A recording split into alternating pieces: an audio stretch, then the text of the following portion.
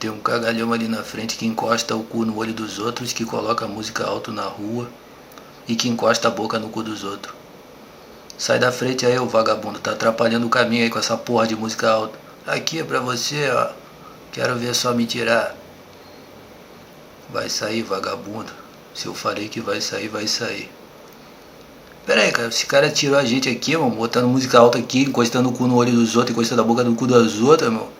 Que porra é essa que a gente vai sair o caralho, rapaz, encostando? A gente encosta o cu no olho dos outros, porra. Encosta a boca no cu dos outros, coloca a música alta aqui nessa porra. É, meu amigo, tirou aqui a gente daqui. Tirei e tá tirado. Você coloca música alta na rua, né? Coloca, encosta o cu no olho dos outros, né? Sim. Não encosta mais porra nenhuma, vagabundo. Vagabundo, vai botar música alta no olho da sua bunda, filha. Puta. Seu vagabundo. Aqui é pra você. Vai tomar no olho do cu, seu cocô.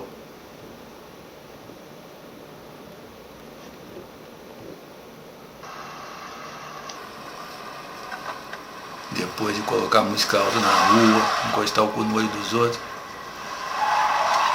Ei, peraí, que porra é essa daí, mano?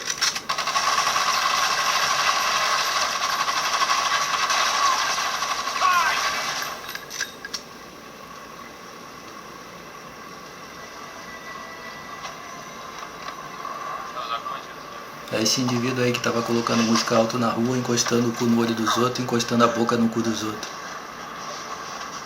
É ele mesmo. São Gonçalo, Paraíso, Rua da Caminhada.